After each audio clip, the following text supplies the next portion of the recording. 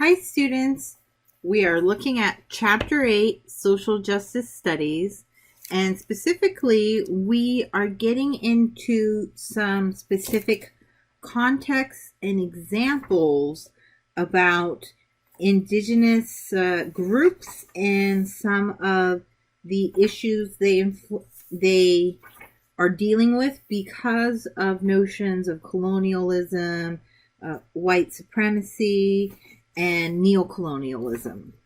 So we are speaking about, let's start with page 190. It's the chapter, the section starts on page 189, Weber and the Insoluble Conflict, Human Rights versus Cultural Relativism. But I want to draw our attention to 190 because the authors ask some really important questions on this page, and then they give some examples with specific groups. And here's the dilemma as far as it concerns indigenous peoples. Should, for example, indigenous peoples, in seeking redress to grievances, express themselves in the written form of dominant groups, and thus subject themselves to a transformation of their way of life?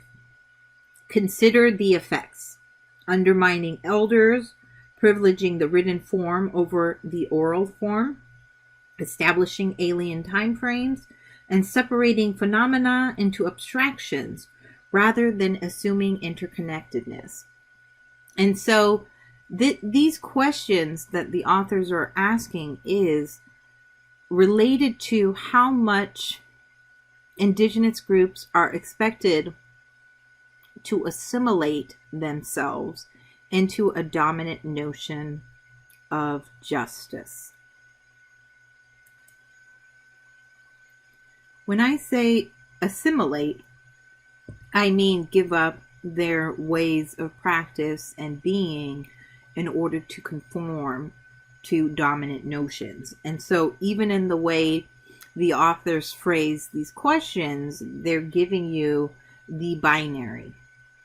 It's either a written form of law versus an oral form of law. It's separating ideology into abstractions rather than acknowledging the interconnectedness within life.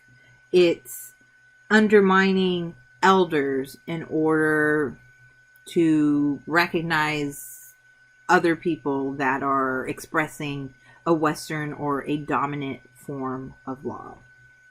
And so they give you some examples here in terms of ideologies in Mexico and Mexican cultures. And I want to draw your attention to the bottom of page 191. Again, the authors ask another important question. How can indigenous peoples be given the justice they deserve when there is confusion, both in general and in specific cases, over their place as victims, responsible actors, and violators of the human rights of their own people or others? So we're specifically looking at notions of colonialism, neocolonialism, and counter-colonialism. And the definition of colonialism is on page 193.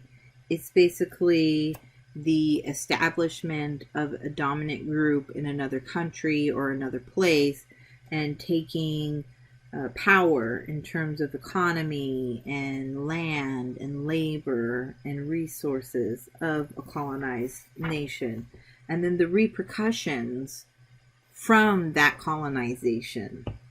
And the authors recognize Frantz Fanon's outsider perspective, in which a group forcefully enters a country motivated by exploiting the people in that country and, quote, civilizing individuals, and then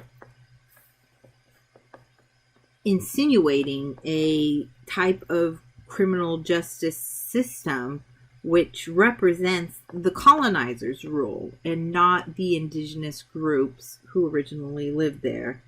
And this is where a lot of the contradictions come in that dual law system that I've already mentioned in a previous lecture.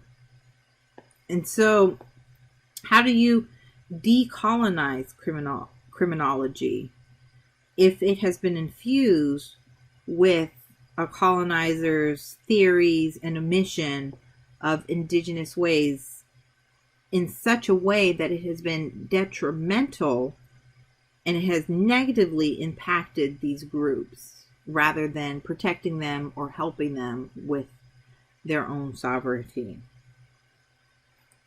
Since we are talking about colonization and white supremacy, I think it is really important I draw your attention to the bottom of page 195, in which the authors specifically define what they mean when they're using these terms. So it's in the very last full body paragraph, about, halfway down. This is not to argue that all whites from European backgrounds are white supremacists or racist, but those populations, the institutions and systems that they built, and the populations that they have dominated are infused with white supremacy. It is difficult to recognize that reality. As we cannot see the air that we breathe, we often cannot see the white supremacy, racism, and colonialism that our worldview contains. It will take active attention to counter those worldviews and change the structures and systems built around those views. The colonized are in a position to offer necessary counter-narratives.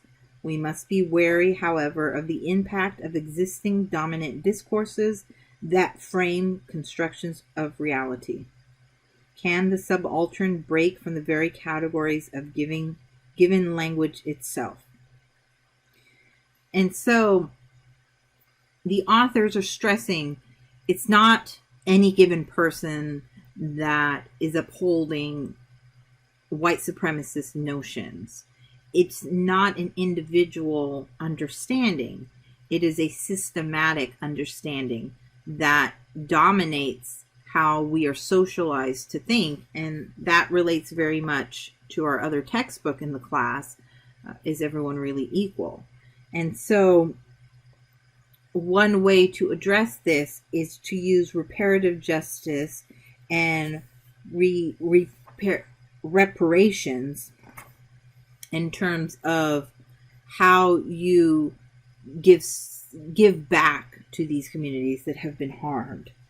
And one way that is talked a lot about is counter-colonialism, which is the resistance to the resistance and struggles against the effects of colonialism and even neocolonialism.